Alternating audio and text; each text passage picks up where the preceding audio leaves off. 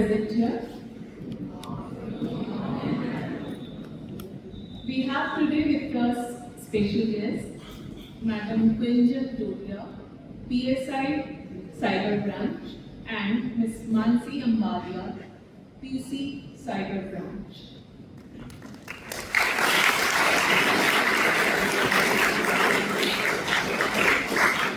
Madam Kunjan Dodia is a sub-inspector at Surat Cyber Cell.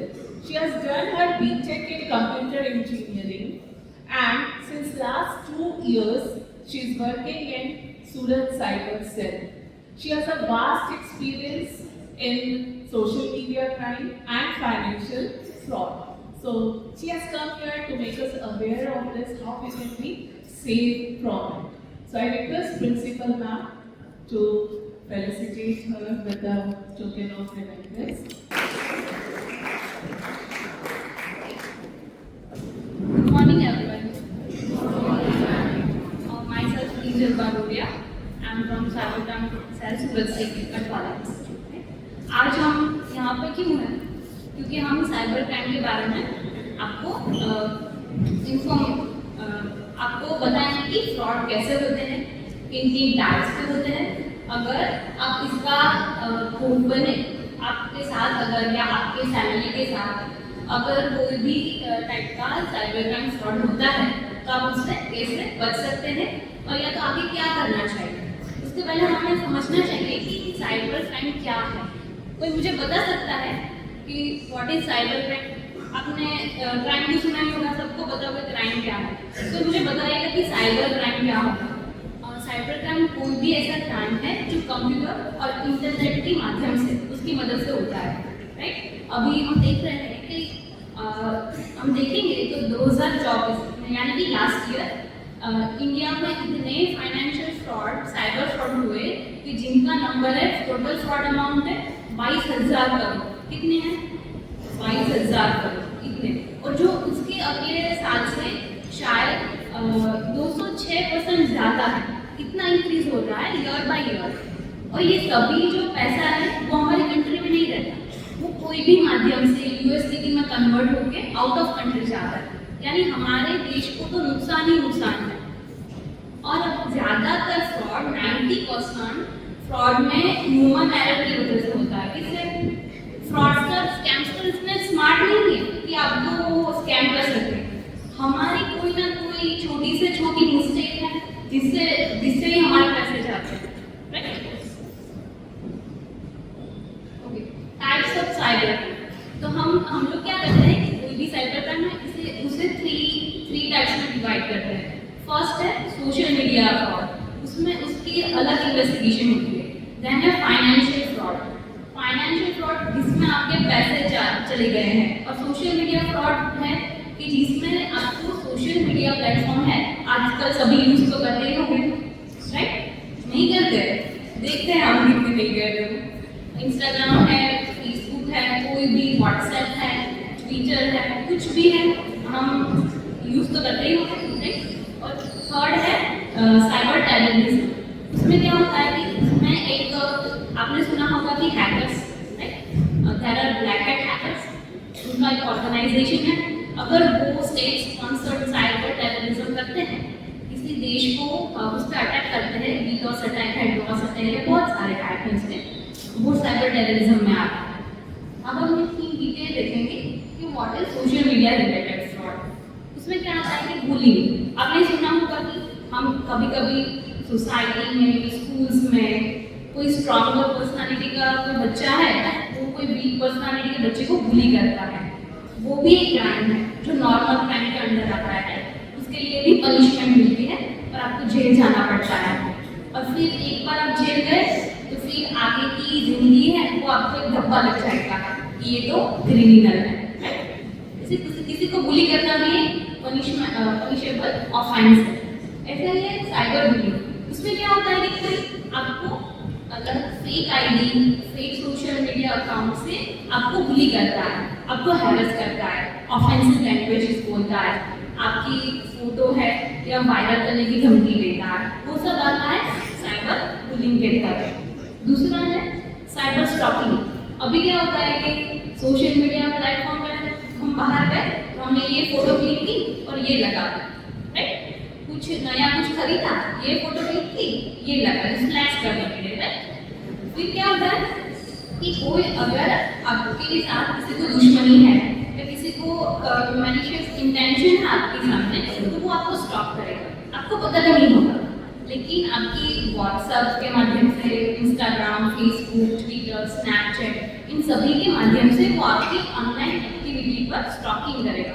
उसे कहते हैं cyber stalking, और वो भी हमारे IT एक्ट 2000 के अंतर्गत एक ऑफेंस है और जिसमें बहुत सारी पनिशमेंट भी मिलती है।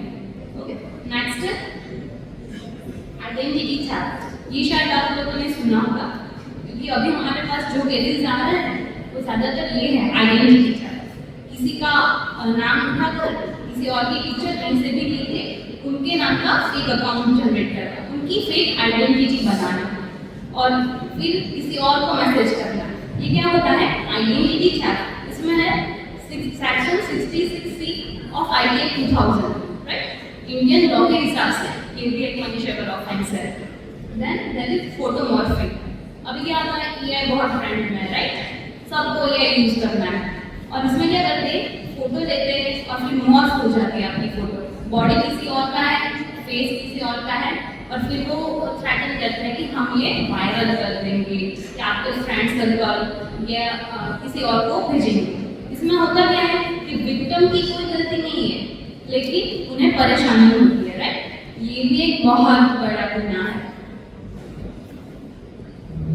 ओके, तो अब हमें क्या क्या बातें हैं कि जो हमारे माइंड में होनी चाहिए, what are the tips? Okay, तो क्या है, सबसे पहले अब अगर आप कोई भी सोशल मीडिया प्लेटफॉर्म यूज करते हैं तो सबसे पहले 2 फैक्टर ऑथेंटिकेशन ऑन रखना है। किसे बताया कि 2 फैक्टर ऑथेंटिकेशन क्या है?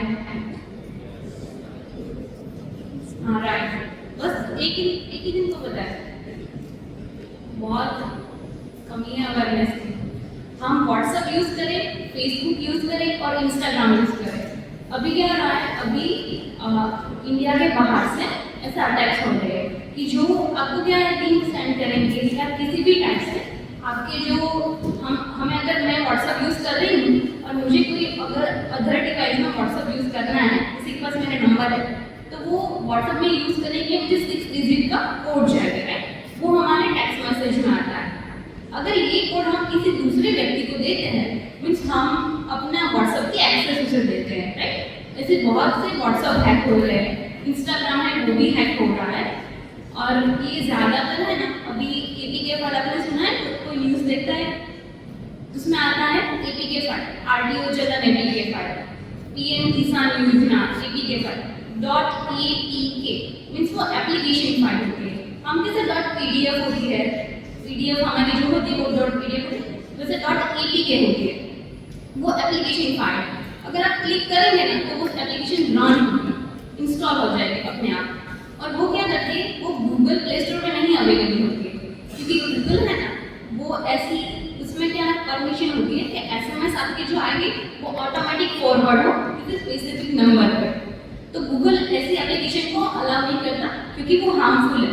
लेकिन ये स्कैमस्टर व्हाट्सएप के माध्यम से ऐसी APK फाइल सेंड करते हैं, वो क्या करते हैं, एक चेन बनाते हैं। अगर मैं फर्स्ट विक्टिम मैं हूँ, मेरा व्हाट्सएप अकाउंट हैक हो गया, राइट? देन वो मेरे फोन में से, मेरे व्हाट्सएप में से मेरे सारे कॉन्टैक्ट को ये APK फाइल भेजेंगे, ग्रुप में भेजेंगे। उस पर लिखा होगा RTO चलन या PM किसान योजना। हमारे मम्मी पापा अगर फोन यूज करते हैं तो उन्हें तो लगा कि ये तो कोई काम की योजना की फाइल है, और ये क्लिक किया तो फिर उनका व्हाट्सएप है, SMS नोटिफिकेशन हो गया, और फिर नेक्स्ट पर्सन, ऐसे ही चेन वाइज चलता रहता है। फिर क्या होगा कि आपके फोन में अगर बैंक के OTP भी आए हैं तो वो सारे फॉरवर्ड हो जाएंगे और आपके अकाउंट में से पैसे खत्म होने लगेंगे, राइट? इसलिए ऐसे APK फाइल कभी डाउनलोड नहीं करनी चाहिए। ये एंड्रॉइड में ज़्यादातर होता है, आईफोन में थोड़ी सिक्योरिटी है इसलिए वो ये इंस्टॉल करने नहीं देगा। लेकिन अगर आप या आपके पेरेंट्स एंड्रॉइड फोन यूज करते हैं तो प्लीज़ भी ध्यान रखिए कि APK फाइल व्हाट्सएप में से डाउनलोड ना करें। सेकंड क्या है, keep your social media profile private. अब अगर आप पब्लिक प्रोफाइल रखेंगे तो ऑब्वियसली आपके फोटोज हैं वो हर किसी के पास होंगे। अगर उसको आपका नाम पता है तो आपका फेक अकाउंट इजीली क्रिएट कर सकता है। फिर अननोन पर्सन की फ्रेंड रिक्वेस्ट हम एक्सेप्ट नहीं करते हैं, राइट। कभी क्या करता है कि अननोन पर्सन है जो हमने फ्रेंड रिक्वेस्ट एक्सेप्ट कर ली है, उनकी इंटेंशन हमें नहीं पता कि वो आगे चल के क्या करेगा, राइट। देन ओके, कौन मुझे बताएगा कि पासवर्ड, स्ट्रॉन्ग पासवर्ड किसे कहते हैं? स्ट्रॉन्ग पासवर्ड एक साथ बोलेंगे तो मुझे कैसे सुनाई देगा? क्या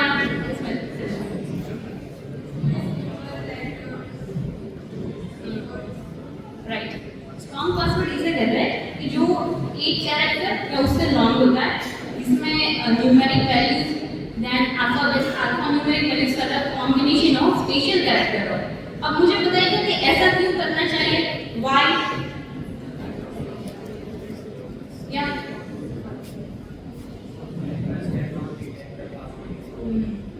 उसमें क्या होता है, एक ब्रूट फोर्स अटैक है, उसका नाम है ब्रूट फोर्स अटैक। वो जो कॉमन पासवर्ड है ना, उसकी एक डिक्शनरी होती है जिसमें line by line common password जो जनरली होते हैं वो डिक्शनरी है, और वो सारे ब्रूट फोर्स अटैक में वन बाय वन ट्राई होंगे। अगर आपका पासवर्ड कॉमन होगा तो वो बहुत ही कम समय में वो लॉगिन हो जाएगा, लेकिन अगर आप पासवर्ड इतना कॉम्प्लिकेटेड रखेंगे कि वो डिक्शनरी में नहीं होगा, क्योंकि वो बहुत टाइम कंज्यूम करेगा, तो आपका अकाउंट सेफ रहेगा। और इसीलिए हमें है ना एवरी मंथ या एवरी 6 मंथ हमें पासवर्ड चेंज करना चाहिए, और वो भी स्ट्रॉन्ग होना चाहिए, राइट। ओके, अब हम देखेंगे types of financial fraud. Financial fraud एक है ना वास्ट टॉपिक है, उसमें बहुत मोडस ऑपरेंडी इसकी अलग अलग होती है। बहुत सारे फाइनेंशियल फ्रॉड है, यहाँ हम सारे के नाम लिखे हैं, इसमें से हम मुझे जो कोई ट्रेंडिंग है अभी वो देखेंगे।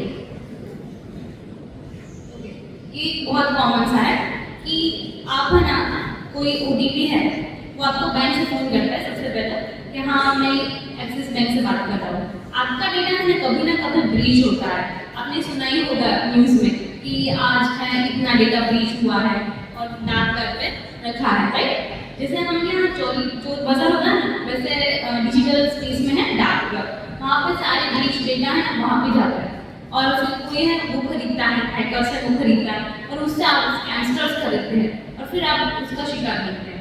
आपको फोन आता है कि हाँ मैं एक्सिस बैंक से बात कर रहा हूँ, आपकी ब्रांच से बात कर रहा हूँ। अब क्या है, कस्टमर है ना जो इनोसेंट पीपल है वो पूछते नहीं है कि आप कौन सी ब्रांच से बात कर रहे हैं, वो बोलता है कि मैं आपकी ब्रांच से बात कर रहा हूँ, वो मान जाता है कि हाँ ये तो मेरी ब्रांच का है, राइट। फिर क्या करता है कि वो कहता है कि इन कारण से मैंने आपको ओटीपी भेजा है, वो मुझे चाहिए, और ये फटाक से ओटीपी दे देते हैं। एक्चुअली वो ट्रांजैक्शन क्या है, ओटीपी है। अगर आप कोई भी ट्रांजैक्शन करें ना ओटीपी चाहिए नेट बैंकिंग में, तो वो ओटीपी आप खुद ही दे रहे हैं, तो आपके साथ तो फ्रॉड होगा ही होगा, राइट। तो इससे बचे, कभी भी हमें कार्ड का सीवीवी नंबर या बैंक का ओटीपी शेयर नहीं करना है, बैंक वाले नहीं मांगते। फिर ये है इंस्टेंट लोन है। इसमें क्या होता है कि कभी कभार स्टूडेंट्स है, कॉलेज स्टूडेंट्स है, उन्हें कम पैसे के लोन की जरूरत पड़ती है, 5,000 10,000 इतनी नॉमिनल अमाउंट के लिए लोन लेते हैं, और ऐसी लोन ऐप इंस्टॉल करते हैं, और इंस्टॉलेशन के समय वो आपको एक्सेस मांगते हैं गैलरी का और कॉन्टैक्ट्स का। फिर आप क्या करते हैं, वो लोन है ना वो पे कर देते हैं, 5,000 10,000 की आपने पे कर। फिर ड्रामा अब शुरू होता है, वो क्या करते हैं, आपको आपकी मोर फोटो भेजते हैं और फिर धमकाते हैं कि अगर आपने उनको एक्स्ट्रा पैसे नहीं दिए तो ये मोर फ्री फोटो आपका नंबर, कॉन्टैक्ट नंबर है, मम्मी पापा ऐसे ही सेव किया होगा तो उनको भेजेंगे, ग्रुप्स में भेजेंगे। ऐसा है क्योंकि कॉन्टैक्ट की इन्फॉर्मेशन भी है, आपने तो एक्सेस खुद ही दिया था। फिर ऐसे धमकाते हैं और 5,000 के 50,000 निकलवाते हैं। ये तब तक बंद नहीं होता जब तक आप पैसे देना बंद नहीं करते। ये बहुत ही ज़्यादा गलत तरीके से पैसे निकलवाते हैं और इसमें बहुत ज़्यादा लोग फंसते हैं। हमारे पास रोज़ एक दो आते हैं जो ये फ्रॉड के शिकार होते हैं। इसलिए हमेशा ध्यान रखें कि किसी ऐसी अनऑफिशियल ऐप से लोन ना। ऑनलाइन टास्क फोर्स लास्ट 2024 में ये सबसे ज़्यादा चला है, सबसे ज़्यादा ज़्यादा स्टूडेंट्स, कोई डॉक्टर की प्रिपरेशन कर रहा है, कोई इंजीनियर है, ऐसा नहीं है कि कोई जो पढ़ा लिखा नहीं है वही शिकार होता है, ऐसा नहीं है। हमारे पास जितने भी केसेस आते हैं सब पढ़े लिखे होते हैं, उसमें उनको पता ही अवेयर नहीं है इसके बारे में। ये क्या करते हैं कि आपको है ना पार्ट टाइम जॉब का ऑफर देते हैं, आपको कहते हैं कि आपको है सिर्फ रिव्यू करना है, होटल रेस्टोरेंट ऐसे ऐसे रिव्यू करने हैं। शुरुआत में क्या होता है कि आप एक दो रिव्यू करेंगे ना, आपको पैसे मिलेंगे 2000 5000 ऐसे। बाद में करेंगे कि आपको लेवल अप करने के लिए पैसे सामने से देने पड़ेंगे, अनलॉक करने के लिए लेवल आप देंगे पैसे, फिर आपको बताएंगे वो ये आपका नाम है और सामने इतने पैसे हैं। आपको जब भी आप ये क्लोज करेंगे ना तब इतने पैसे मिलेंगे, डबल बताते हैं, डबल दिखाते हैं। फिर ऐसे करते करते हमारे पास एक केस था कि एक पर्सन का नाम तो नहीं कह सकते उसका, लेकिन उन्होंने 70 लाख इतने पैसे टास्क फ्रॉड में गवा दिए, सिर्फ टास्क फ्रॉड में। उनको लालच देते हैं कि ये लेवल आप अनलॉक करिए, आपको ये आपने ये कंप्लीट किया तो इतने पैसे मिलेंगे, ये कंप्लीट किया इतने पैसे मिलेंगे। और जब यहाँ तक पहुँचे तो उनको समझ आया कि हमारे साथ फ्रॉड हो चुका है। कस्टमर केयर फ्रॉड, ये तो आप सबने शायद सुना होगा कि जो कुरियर वाले हैं ना वो ज़्यादातर इसमें आप फंसते हैं। अगर आपने कोई पार्सल मंगवाया है और फिर आप कस्टमर केयर में फ़ोन करेंगे, आप क्या करते हैं कि गूगल पे डायरेक्ट सर्च करते हैं ब्राउज़र में सीधा कि customer care number of this, right.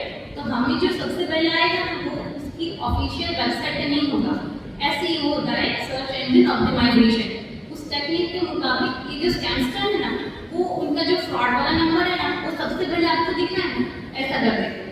हमें कोई भी सपोज कि हमें भी या जियो के कस्टमर केयर में फ़ोन करना है या कोई भी डिलीवरी है उसके कस्टमर केयर में फ़ोन करना है, तो हमें उसकी ऑफिशियल वेबसाइट या एप्लीकेशन में जाकर ही कस्टमर केयर लेना चाहिए नंबर।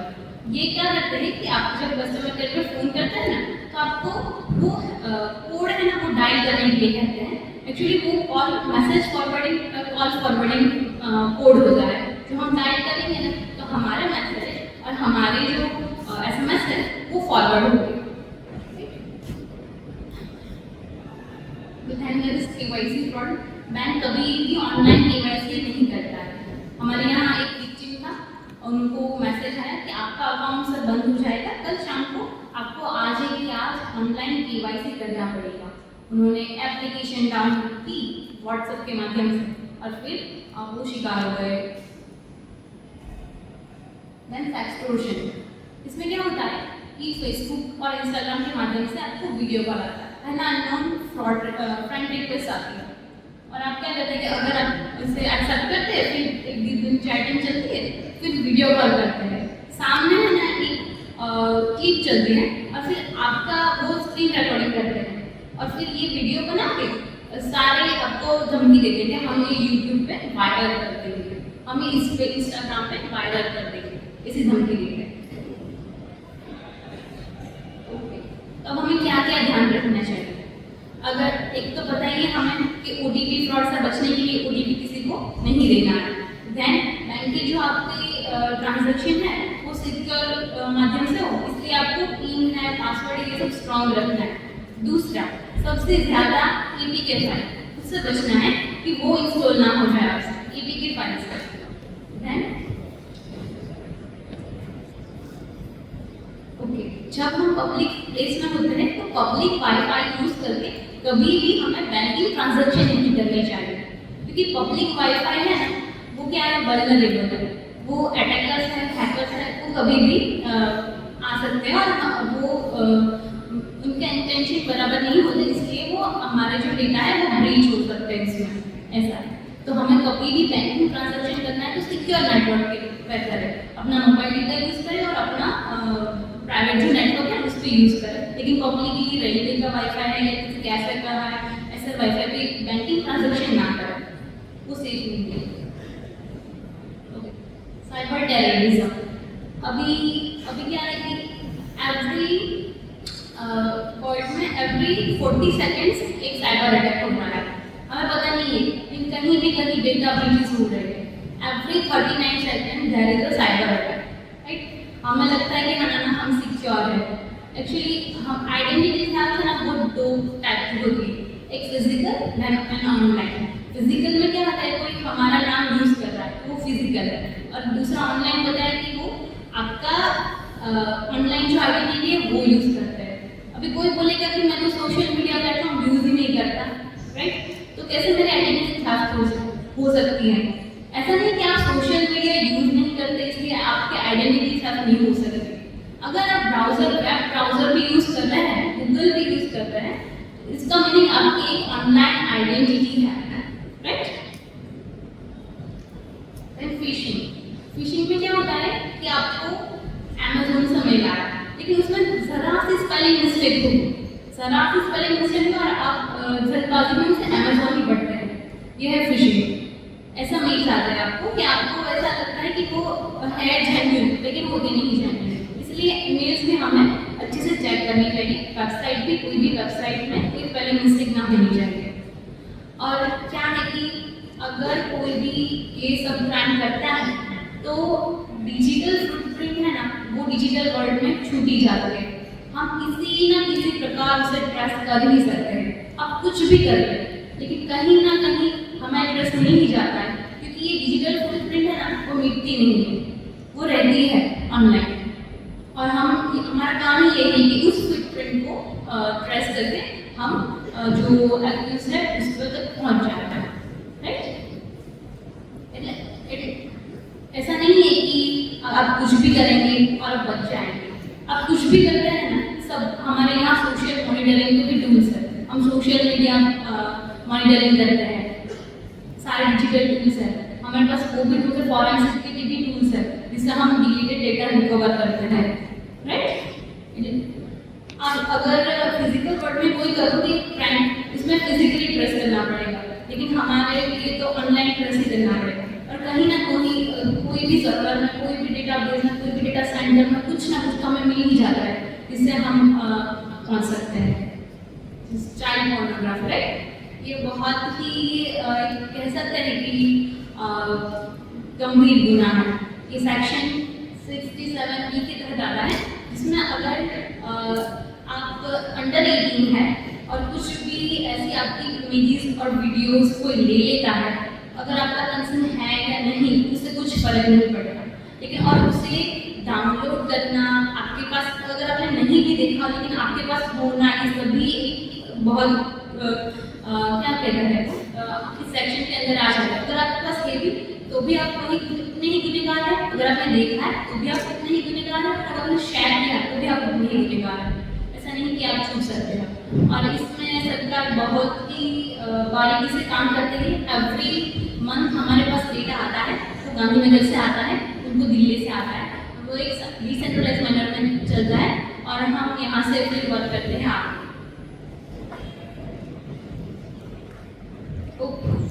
अगर आप कोई भी प्रकार के फ्रॉड का शिकार हो तो अब क्या करना चाहिए हमें, राइट। आपने सुना ही होगा कि साइबर की हेल्पलाइन है, कौन सी है, राइट, 1930। ये सबको याद रहनी चाहिए, क्योंकि आपके रिलेटिव्स, परिवार में कोई ना कोई तो होगा ही जो एक बार साइबर फ्रॉड का शिकार होगा, या हुआ होगा या होने वाला होगा। इसलिए आपको सबसे ज़्यादा ये नंबर याद रहना चाहिए। कौन सा है नंबर? 1930। एक आप इस पर रिपोर्ट कर सकते हैं और एक वेबसाइट है www.cybercrime.gov.in। ये दो रास्ते हैं कि आप रिपोर्ट कर सकते हैं। और तीसरा है कि आप साइबरक्राइम पुलिस स्टेशन विजिट करें। आपको कोई भी परेशानी हो, कोई सोशल मीडिया प्लेटफॉर्म से आपको परेशान कर रहा है, वो आपका फेक अकाउंट बनाया है, वो आपको धमकी दे रहा है, आपको बुली कर रहा है, तो आप कभी भी हमारे मदद ले सकते हैं, right. Okay, then there is one thing, Sanchar Saathi portal, right. हमें क्या होता है, कभी हम इतना अलर्ट होते हैं ना कि हमें पता चल जाता है कि ये जो कॉल था ना वो फ्रॉडस्टर था, स्कैम्स करता था, राइट। हमें व्हाट्सएप के माध्यम से कोई एपीके फाइल आती है, तभी अगर आप अवेयर है, आप अवेयर हो गए, आपको पता है व्हाट्सएप के माध्यम से एपीके फाइल डाउनलोड करनी है कि नहीं करनी। तो अगर आपको कोई व्हाट्सएप के माध्यम से एपीके फाइल आती है तो आप उससे यहाँ रिपोर्ट कर सकते हैं उस मोबाइल नंबर पर। ये मोबाइल नंबर आप रिपोर्ट करेंगे ना, तो फिर वो डिवाइस एंड सिम कार्ड दोनों ब्लॉक हो जाएंगे। सिम कार्ड तो ब्लॉक हो गई होगा, उसके साथ डिवाइस भी ब्लॉक हो जाएगा। दूसरा ये स्पैम कॉल आते हैं आप, तो उसे भी रिपोर्ट कर सकते हैं। संचार साथी क्या है? हाँ, उसमें 6 मॉड्यूल्स है, उनमें से एक है चक्षु मॉड्यूल, राइट?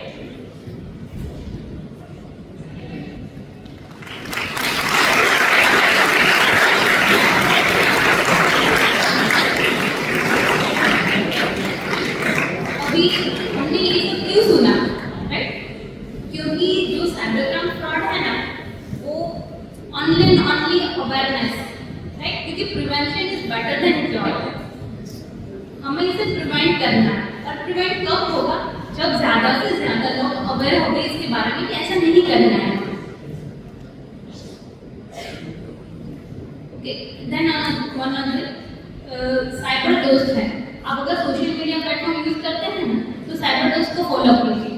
वो I4C के तहत आता है, जो Indian cyber crime coordination centre है, जो अवेयरनेस बढ़ाने में काम करता है कि इंडिया के लोगों की अवेयरनेस बढ़े इसके मुकाबले। और फिर एक आप ना डेटा ब्रीचेस जान सकते हैं, एक वेबसाइट है F-Secure करके, बहुत सारी है, F-Secure है। इसमें क्या करना है, आपको आपका मेल आईडी डालना है। इवन मैं अपनी बात करूँ तो मेरा डेटा है ना 2019 में ब्रीच हुआ था। कैसे? मैं एक वेबसाइट यूज कर रही थी कैनवा करके, 2019 में वो कैनवा का डेटा ब्रीच हुआ। उसमें मेरा mail ID, password, user name सारा ब्रीच हुआ था। आप भी अपना मेल आईडी, आपके पेरेंट्स का मेल आईडी उस वेबसाइट में जाके चेक कर सकते हैं। अगर आपका डेटा ब्रीच हुआ है तो आप पासवर्ड चेंज कर सकते हैं, राइट? और मैं चाहूँगी कि सबको आज समझ आया, जो मैंने समझाया है, क्योंकि डिजिटल फुटप्रिंट है वो कहीं छाती नहीं है। आप कुछ भी करें उससे पहले 2 बार सोचिए कि आपका फ्यूचर क्या होगा, और इससे बचिए, साइबर फ्रॉड से बचिए। आपको पेरेंट्स को भी अवेयर कीजिए कि ये ध्यान रखिए। Thank you.